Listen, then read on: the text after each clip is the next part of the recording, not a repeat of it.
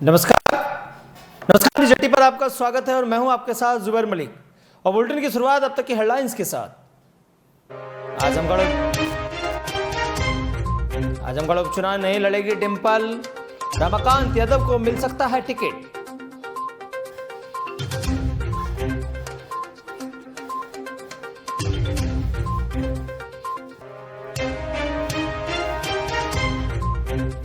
जयंत की बीजेपी को खरी खरी, कहा आशा वर्कर पर भी ध्यान दें।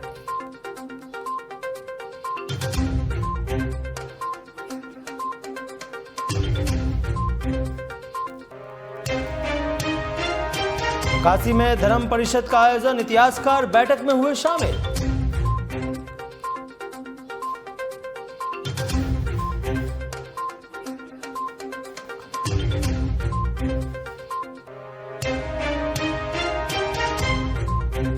कांग्रेस का बीजेपी पर वार, कहा बीजेपी नौजवानों को चिढ़ा रही है।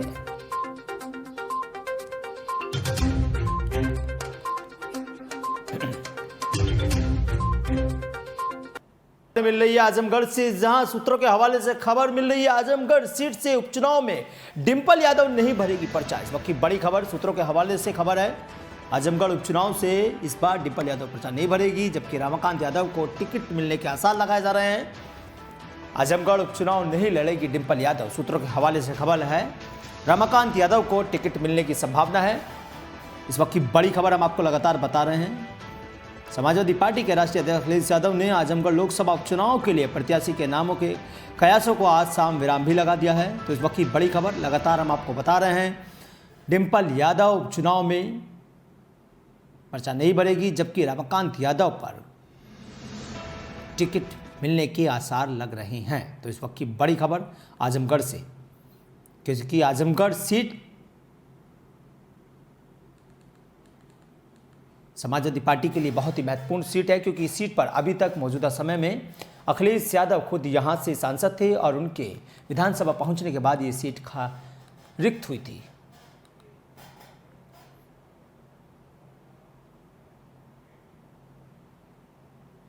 और रालोद के राष्ट्रीय अध्यक्ष जयंत चौधरी किसानों के मुद्दे को लेकर तो हमेशा आगे रहते ही हैं। इस बार उन्होंने आशा वर्कर्स के दर्द को समझते हुए सरकार पर हमला बोला है। सरकार पर तंज कसते हुए रालोद के ऑफिशियल ट्विटर हैंडल पर ट्वीट किया गया है कि जिनकी पूरी दुनिया सम्मान कर रही है, अपने ही देश और अपने ही प्रदेश में सरकार उनके लिए क्या कर रही है। कोरोना के खिलाफ लड़ाई में आशा वर्कर सबसे आगे रही, लेकिन सरकार ने उन्हें सम्मान स्वरूप दिया लापरवाही और अनदेखी आशा वर्कर की मांग पर कृपया ध्यान दें मुख्यमंत्री जी। इस ट्वीट के साथ ही रालोद ने एक और वीडियो भी साझा किया है, जिसमें कुछ आशा वर्कर्स का कहना है कि आशा वर्कर्स में किसी का भी आयुष्मान कार्ड नहीं बना है, जो हम लोगों के लिए बनना बहुत ज़रूरी है। हम बीमार हो जाते हैं, जनता की सेवा करते करते हमारे पास आयुष्मान कार्ड नहीं है और न ही इतनी वेतन है कि हम अपना अच्छे से इलाज करा सकें। कोरोना काल में हम लोगों पर इतना दबाव बनाया गया कि बड़े डॉक्टर खुद मरीजों को नहीं छूते थे, लेकिन हमें न मास्क दिया गया और ना ही कोई सुविधा दी गई।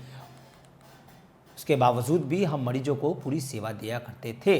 साथ ही आशा वर्कर्स ने सरकार से मांग करते हुए कहा है कि हमारा वेतन सिर्फ 2,250 रुपये है, जिससे बढ़ाकर 10,000 रुपये किया जाए।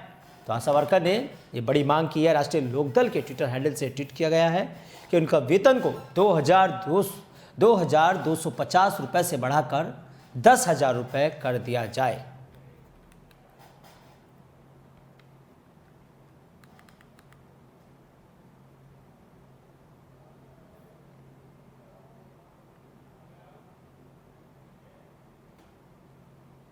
और अगली खबर वाराणसी से है, जहां ज्ञानव्यापी को लेकर काशी में धर्म परिषद का आयोजन हुआ। विभिन्न मठ से मठाधीश, संत, महात्मा व सामाजिक कार्यकर्ता व इतिहासकार बैठक में शामिल हुए। बैठक में संत ज्ञानव्यापी को लेकर विभिन्न प्रस्तावों पर चर्चा भी की गई। वाराणसी के लम्ही स्थित सुभाष भवन में बैठक का आयोजन किया गया। पातालपुरी मठ के महंत स्वामी बालकदास, अवध बिहारी महाराज, विजय राम महाराज, ईश्वरदास महाराज समेत दर्जनों काशी के संत मौजूदा बैठक में मौजूद रहे। ज्ञानव्यापी को लेकर हो रही चर्चा भी है। संत ने कहा कि अगर हमको पूजा के अधिकार शिवलिंग पर नहीं दिया जा रहा तो नमाज पर भी पाबंदी लगाई जाए। तो बैठक में साफ तौर पर कहा गया है कि अगर हमको शिवलिंग की पूजा का आदेश नहीं दिया जा रहा है तो नमाज पे भी पूर्ण रूप से पाबंदी लगाई जाए। इस बैठक में बड़ा यह आदेश और बड़ा फरमान जारी किया गया है। अब इसकी कितनी जी, वहीं इस खबर पर ज़्यादा जानकारी के लिए हमारे सहयोगी धर्मेंद्र हमारे साथ जुड़ गए हैं फोन लाइन पर। धर्मेंद्र, क्या कुछ जानकारी है जो ये बैठक हुई है? जी, आपको बता दें, ज्ञान वापी प्रकरण भले ही अदालत में विचाराधीन हो, लेकिन इसको लेकर साधु समाज मुखर होने लगे हैं। शुक्रवार को आज के दिन काशी धर्म परिषद की ओर से संतों की एक बैठक आयोजित की गई, जिसमें 22 प्रस्तावों पर चर्चा हुई। इसमें से प्रमुख रूप से संतों ने ज्ञानवापी मस्जिद के वजू खाने में मिले शिवलिंग को तत्काल पूजा अर्चना करने की मांग की। ऐसा न होने पर ज्ञानवापी परिषद में हिंदुओं के साथ मुसलमान का भी आवागमन प्रतिबंधित करने के लिए कहा गया है। जी चलिए, बहुत बहुत शुक्रिया आपका इस खबर पर अपडेट देने के लिए धर्मेंद्र। तो ये पूरा मामला वाराणसी का है, जहां कुछ समुदाय के लोग संसद में बातचीत कर रहे थे, जिसमें उन्होंने फैसला लिया है कि हमको भी वहां पर पूजा करने की परमिशन दी जाए। उधर कांग्रेस के प्रवक्ता अंशु अवस्थी ने सरकार पर जमकर निशाना साधा है। उन्होंने कहा है कि नौजवानों को उनकी बेरोजगारी और लाचारी पर चिढ़ाने का कोई भी मौका भाजपा सरकार नहीं छोड़ रही है। एक तरफ नौजवान बेरोजगारी से पीड़ित है, आर्थिक बदहाली से परेशान है, और भाजपा सरकार ग्राउंड ब्रेकिंग सेरेमनी 3.0 मनाकर सिर्फ और सिर्फ रोजगार का मजाक बना रही है। इससे पहले भी इन्वेस्टमेंट के बड़े बड़े दावे किए गए, जनता का हजारों करोड़ों रुपए पानी की तरीके से इन्वेस्ट किया गया, मीट में बहाया गया है, डिफेंस मीट हुई है, शिलान्यास मीट हुई, लेकिन वह सभी मीट जॉबलेस मीट थी। दावा था कि लाखों नौजवान रोजगार पाएंगे, लेकिन रोजगार तो छोड़िए, नौकरियां तक भी नहीं मिली, उनको भी लगातार समाप्त किया जा रहा है। जनता के हित में कांग्रेस सरकार ने लोगों को नौकरियां दे करके, पेंशन दे करके और मृतक आश्रित में उनके समायोजित कर उनके परिवार जीवन में भविष्य को सुरक्षित किया है। भाजपा सरकार उसके उलट आउटसोर्सिंग लाकर के उन सभी हितों पर प्रहार कर रही है। किसी भी नौजवान का भविष्य स्थायी नौकरी से सुरक्षित होता है, लेकिन भाजपा सरकार आउटसोर्सिंग दे रही है। इसमें ना तो नौकरी सुरक्षित है और ना ही भविष्य इसमें सुरक्षित है। नौजवानों को चिढ़ाने का कोई भी अवसर भारतीय जनता पार्टी नहीं छोड़ रही। ग्राउंड ब्रेकिंग सेरेमनी मनाई जा रही है। इससे पहले भी बड़े बड़े दावे किए गए थे इन्वेस्टमेंट के, हजारों करोड़ रुपया इन्वेस्टमेंट के नाम पर बहाया गया, लेकिन हकीकत क्या निकल कर आई? पहले इन्वेस्टर्स मीट में कहा गया था कि 4,28,000 करोड़ का इन्वेस्टमेंट हो रहा है। दूसरा शिलान्यास मीट हुआ, डिफेंस मीट हुई, नौजवान को लेकिन सिर्फ और सिर्फ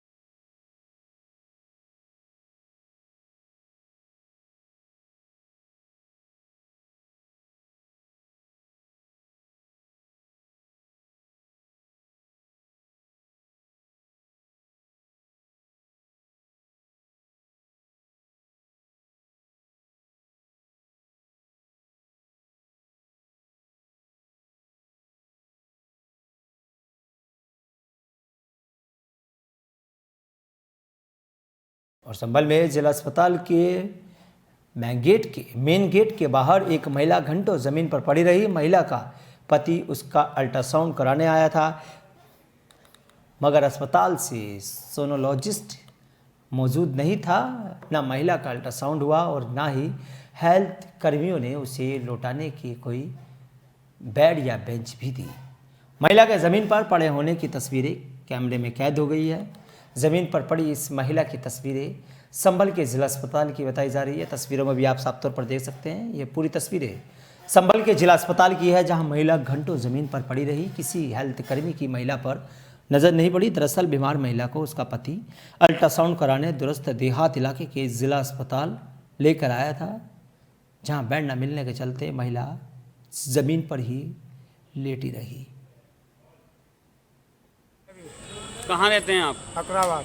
आपके पिता का नाम क्या है? पन्नू। ये कौन है आपकी पत्नी। जो यहाँ पर लेटी थी? हाँ। क्या नाम है इनका? नेका से आप क्यों आए थे यहाँ पर? अल्ट्रासाउंड कराने। तो फिर क्या हुआ? डॉक्टर नहीं मिले। क्या कहा डॉक्टर ने? दानी छुट्टी पे गए। कितना टाइम इंतज़ार किया आपने? 3 घंटे। 3 घंटे यहीं लेटी रही हैं? हाँ जी। अब आप वापस जा रहे हैं? वापस आ रहे नहीं हो पाया है? महिला यहाँ पर अस्पताल के गेट पे पड़ी हुई जमीन पर दिख रही है। जो अल्ट्रासाउंड कराने का उसका अल्ट्रासाउंड भी नहीं है, डॉक्टर साहब भी नहीं थे, जमीन पर पड़ी हुई थी। क्या है क्या? मुझे ऐसी कोई जानकारी नहीं है कि वो ज़मीन पे पड़ी थी, क्योंकि मैं तो स्वयं 2-3 बार नीचे गया था। और हो सकता है वो लेट गई हो, क्योंकि अल्ट्रासाउंड वाले डॉक्टर छुट्टी पे हैं।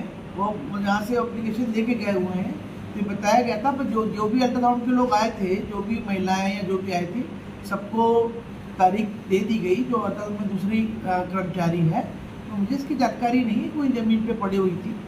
तो डॉक्टर साहब कहाँ थे सर आज? वो अल्ट्रासाउंड वाले डॉक्टर साहब अपनी बेटी को एडमिशन के लिए बेलगाम लेके गए हैं। उनका सैनिक स्कूल में एडमिशन हुआ है, तो वो मुझसे पूछ के छुट्टी लेके गए। अच्छा, वो चले जाते हैं अल्ट्रासाउंड बंद हो जाता है सर? जी हाँ, हमारे अस्पताल में तो एक ही अल्ट्रासाउंडोलॉजिस्ट है। और जहाँ तक मेरी जानकारी है, जनपद संभल में किसी भी सरकारी और संस्था में कोई अल्ट्रासाउंडोलॉजिस्ट नहीं है। तो एक्सरे तो हम लोग करवा देते हैं, डॉक्टर साहब नहीं भी रहते तो भी सारे एक्सरे हो जाते हैं, आके रिपोर्ट हो जाती है, परंतु अल्ट्रासाउंड तो उनके बिना होना संभव नहीं है। और कैसरगंज से बीजेपी सांसद ब्रजभूषण शरण सिंह ने शुक्रवार को अयोध्या से उत्तरी भारतीय स्वाभिमान यात्रा निकाली है। इसके साथ ही उन्होंने अयोध्या में राजनीतिक जमीन तलाशने की अटकलों पर भी विराम लगा दिया है। भगवान राम, संतों और सरयू मैया को साक्षी मानते हुए सांसद ब्रजभूषण शरण सिंह ने ऐलान किया है कि वह अयोध्या से कभी कोई चुनाव नहीं लड़ेंगे। राज ठाकरे की अयोध्या यात्रा के समर्थन में आए अयोध्या सांसद लल्लू सिंह से बड़ी दूरियों का इशारा भी किया है और उसका खंडन भी किया है। उन्होंने कहा कि अगर केंद्र नेतृत्व टिकट देगा तो वे अयोध्या से चुनाव नहीं लड़ूंगा। 51 क्विंटल का लड्डू है। हमारे बेटे प्रतीक भूषण सिंह विधायक हैं, उन्होंने तय किया है 51 क्विंटल का एक लड्डू बनेगा। एक लड्डू बन रहा है और उसमें कोशिश हमारी है कि अयोध्या के सारे संत महंत इकट्ठा हों और लगभग 500, 1000, 1100 जो संस्कृत के विद्यार्थी हैं, वेद के विद्यार्थी हैं, वो अपना अस्तुत वाचन करेंगे और अयोध्या के संत रहेंगे और उसी में उनका जन्मदिन मनाया जाएगा, बिल्कुल वैदिक रीत के हिसाब से। जन्मदिन के दिन क्या कार्यक्रम होगा अयोध्या में? अयोध्या में मेरा कोई कार्यक्रम नहीं है। सांसद जी, चुनाव लड़ने की बात यहाँ के लोग कह रहे हैं, क्या चुनाव लड़ेंगे आप? इसका मतलब आप अच्छे पत्रकार नहीं हैं। और इस बुलेटिन में फिलहाल इतना ही। देश से प्रदेश की तमाम खबरें देखने के लिए बने रहिए NGT के साथ और मुझे दीजिए इजाजत। नमस्कार।